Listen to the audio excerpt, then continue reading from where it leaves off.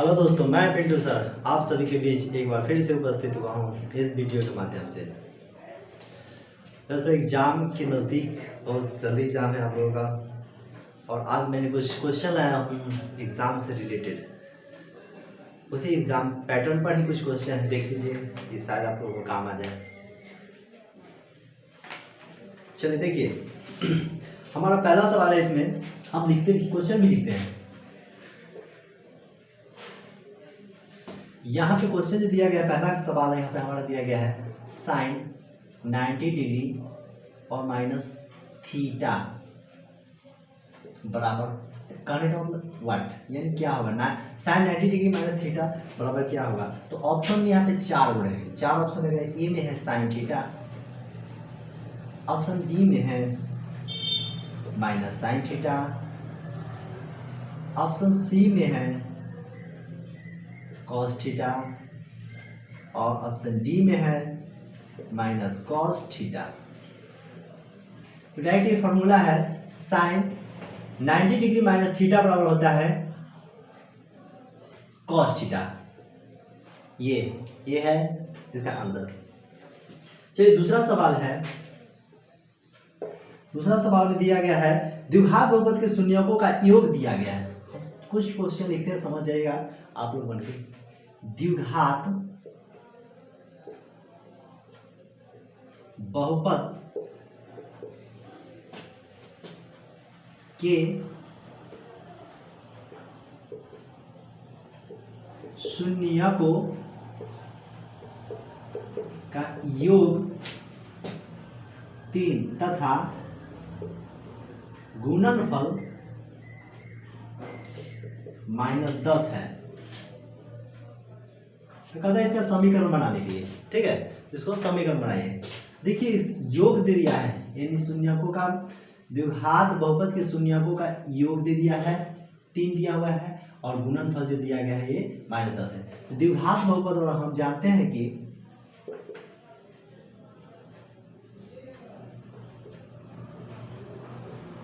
द्विघात समीकरण बराबर एक्स स्क्वायर माइनस शून्यकों का योग, शून्यकों का योग ब्रैकेट में है इंटू एक्स है, और फिर है प्लस जोड़, इसका दिया गया है शून्यकों का गुणनफल होता है। ये शून्यकों का गुणनफल होता है, गुणनफल जगह नहीं है इसलिए इस जगह लिख दे रहे हैं, ठीक है, गुणनफल है। अच्छा देखिए हमारे पास दिया गया है योगफल, यानी एक्स स्क्वायर माइनस शून्यकों का योगफल जो दिया गया है 3, तो ब्रैकेट के अंदर 3 लिख दें, ब्रैकेट के बाहर x है और ये प्लस जाएगा, और ये शून्यकों का गुणनफल है, गुणनफल जो दिया गया है, और ये -10 में, ठीक है। चलिए इसको हम लिखेंगे एक्स स्क्वायर, देखिए यहाँ पे माइनस प्लस -3 और x से गुना होता है कितना होगा 3x, और ये प्लस माइनस माइनस, और ये 10 हो जाएगा। यही हमारा द्विघात समीकरण हो गया, ठीक है। तो हमारा चलिए उसके बाद ये तीसरा हमारा क्वेश्चन है। तीसरा क्वेश्चन दिया गया है यदि 3 4 लिख देते हैं, यदि 3 4 5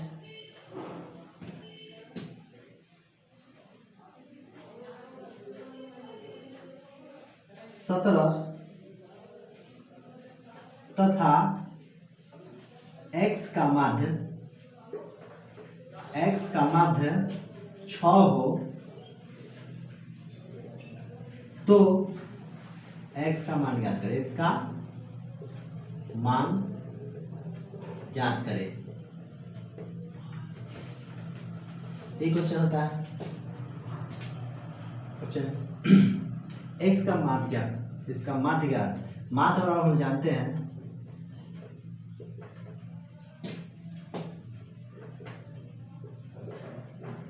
शून्यकों का योग, सॉरी शून्य संख्याओं का योग है, संख्याओं का योग, अब बटा में हो जाएगा यहाँ पे संख्या प्रेक्षणों का योग और प्रेक्षण की संख्या, सॉरी ये इसमें जो होता है प्रेक्षणों का योग, एक मिनट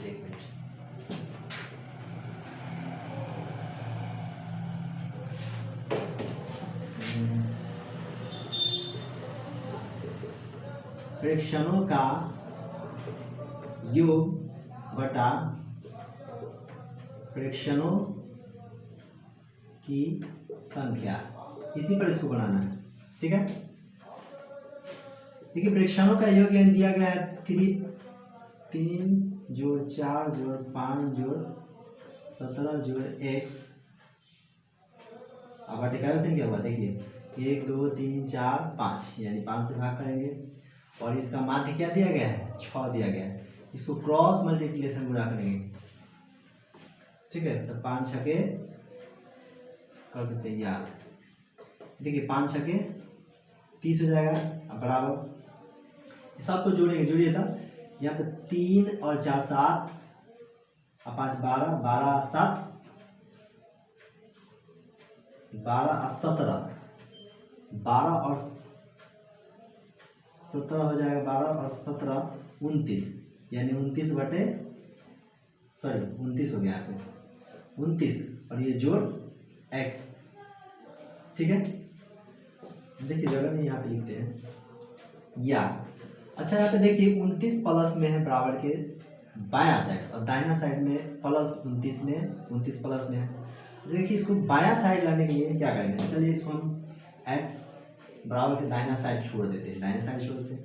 अब देखिए बायां साइड क्या है 30 है, अब दाहिना साइड देखिए बराबर ये है ना, बराबर इसके दाहिना साइड 29 में प्लस है तो इनमें आगे माइनस 29 हो जाएगा, यानी 29, यानी x बराबर क्या हो जाएगा x बराबर 1, ठीक है। यही हमारा x का मान है, यानी x बराबर 1 कह सकते हैं x आंसर, ठीक है। चलिए हम इसको मिटाते हैं,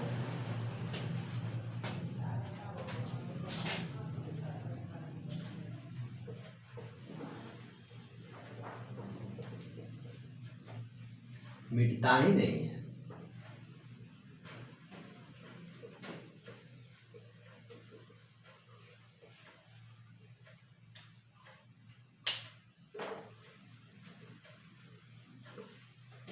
ठंडी का मौसम है इसीलिए इसमें नहीं मिट रहा है।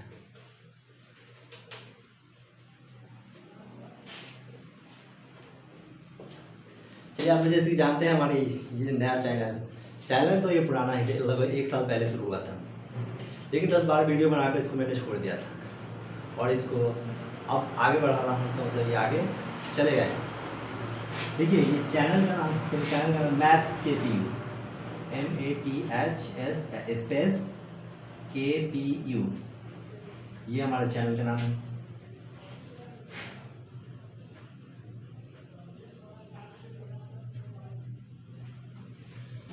मैथ्स के व्यू चैनल सर्च करिए, इस पर नए नए वीडियो एग्जाम पैटर्न पर ही डालना, क्लास 10th का है और बिहार बोर्ड पैटर्न पर है। चलिए अब हमारा अगला सवाल है, चौथा नंबर क्वेश्चन देखिए, दिया गया है 64 पाई सेंटीमीटर स्क्वायर क्षेत्रफल वाले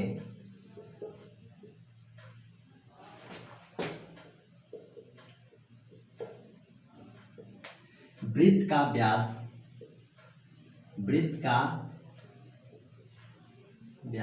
क्या होगा।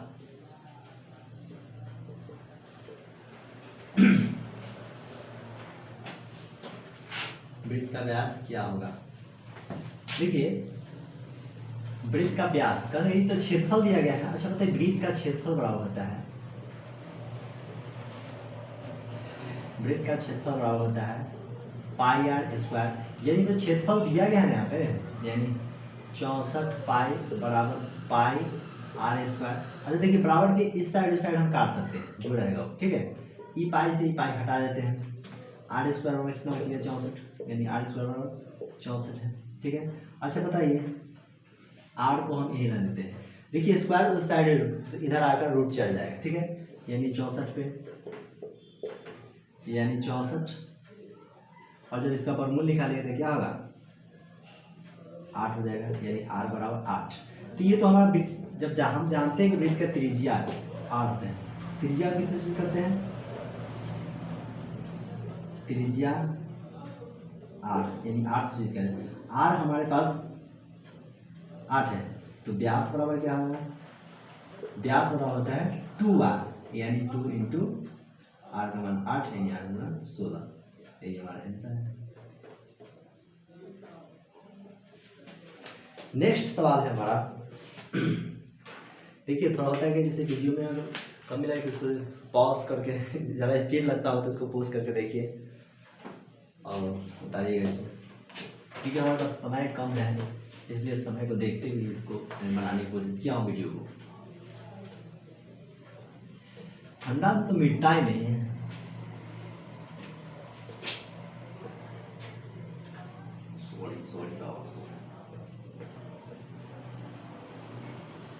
ठंडी है, ठंडा बोलते हैं हिंदी,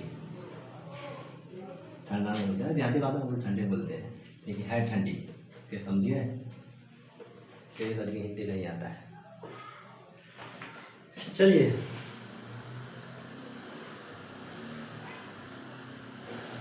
अगला सवाल हमारे पास है, 5वां नंबर क्वेश्चन देखिए,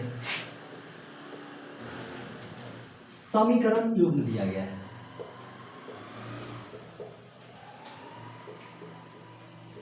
समीकरण युग्म 2x + 3y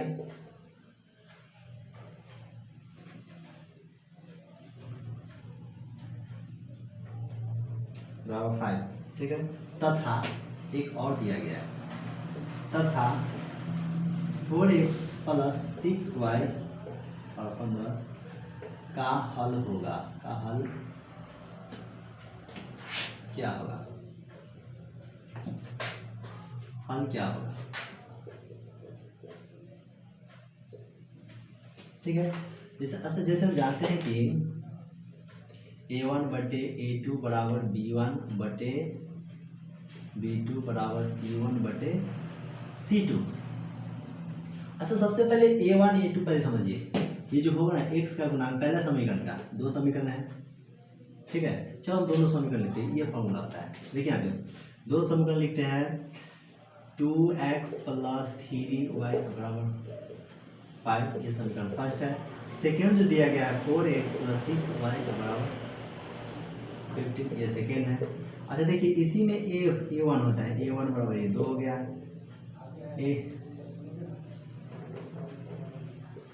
b1 बराबर ये 3 हो गया, c1 बराबर 5 हो गया, a2 बराबर 4 हो गया, b2 बराबर 6 हो गया और c2 बराबर 15 हो गया। अब इसको हम बैठाएंगे, ठीक है, इसका हल चेक करें, हल क्या है, एक है, अनेक है,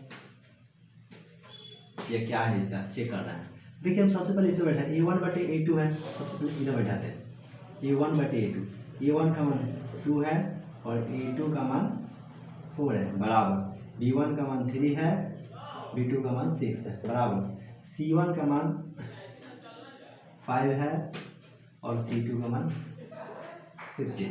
अच्छा देखिए सर, 2 का 2 का 2 ना 4, ठीक है, 3 6 और 5 के 5 5 के 15। अच्छा बताइए a1/a2 बराबर b1/b2 बराबर नहीं है c1/c2, और जिसका बराबर नहीं होता है c1/c2 इसका क्या होता है, कोई हल नहीं होता है। तो इसका हो जाएगा आंसर, ऑप्शन में क्या दिया गया इसका,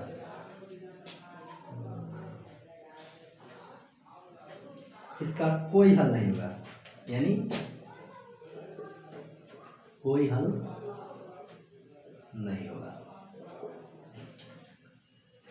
ठीक है। चलिए इसको भी मिटाते हैं,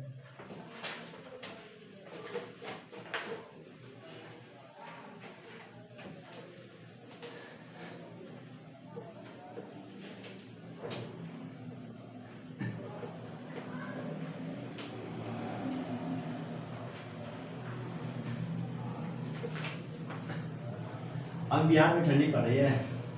अब इसी से हमको याद आ जाता है कि एक गाना है, उसमें कहता है केरल में पड़ती है गर्मी, केरल में पड़ती है गर्मी, नैनीताल से ठंडी भेजो। यानी इस तरफ है केरल, यानी दक्षिण भारत का क्षेत्र केरल पड़ता है इस साइड में, और इस साइड में पड़ता है कश्मीर। इसमें नैनीताल जगह है। केरल में पड़ती है गर्मी, नैनीताल से ठंडी भेजो। क्या ये भी क्या गाना है। चलिए नेक्स्ट चलते हैं।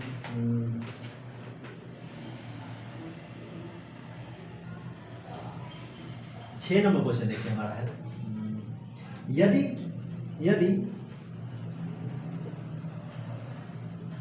65 तथा 117 का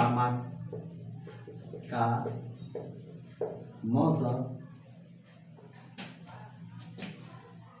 क्या होगा, क्या होगा। 65 तथा 117 का मौसम है, ACF निकालना है। हम दोनों तरीका से निकाल सकते हैं इसको, गुणनखंड कर दे या फिर ऐसे भी कर सकते हैं। तो ACF निकालने का तो एक और तरीका आता है, ऐसे 65 में 117 से एक बार में 65 घटाएंगे, ये 2 या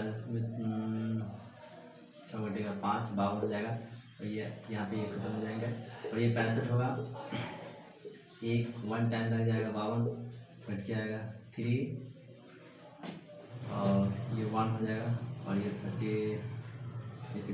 52 यहाँ पे उधर जाएगा, फिर 3 चौका 52, 4 कट गया। यानी ACF जो हमारा होगा 13 होगा। ACF 13 इस तरह का है। तो चलिए एक और तरीका इसको निकाल सकते हैं। देखिए एक और तरीका होता है 65 को लिखना है। 65 को किस 13 5 65 और कुछ कटेगा, नहीं कटेगा, काट के देखिएगा। यानी 1 गुने 13 गुने 5, अच्छा इस और देखिए 17 का 13 गुने 9 और कुछ नहीं कटेगा, 1 गुने 13 गुने 9, यानी ये भी हो जाएगा 117, 13 9 117। देखिए जो दोनों मिलता है, 1 तो मिल ही रहा है, और 13 दोनों गुना करेंगे तो 1 गुने 13, यानी ACF जो होता है, ACF जो इसमें दोनों मिलता है वही ACF होता है। ठीक है, 1 गुने 13 यानी 13 हो गया इसका ACF। जो तरीका हो उसे बनाइए।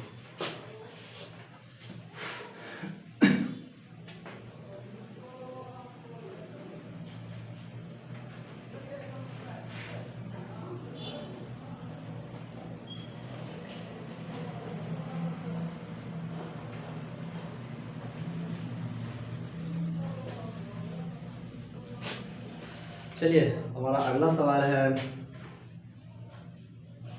7 नंबर। निकाला गया 10, यानी 7 नंबर दिया गया है 2 10 और 20 के लसा तथा मौसा का अनुपात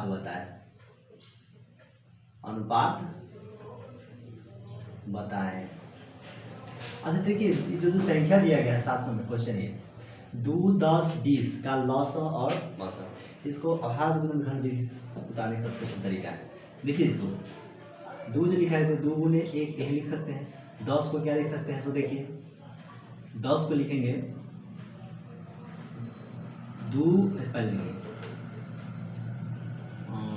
2 गुने 5 गुने 1 यही हो सकता है। अब देखिए अब 20 को क्या लिख सकते हैं, 20 को लिखेंगे 2 गुने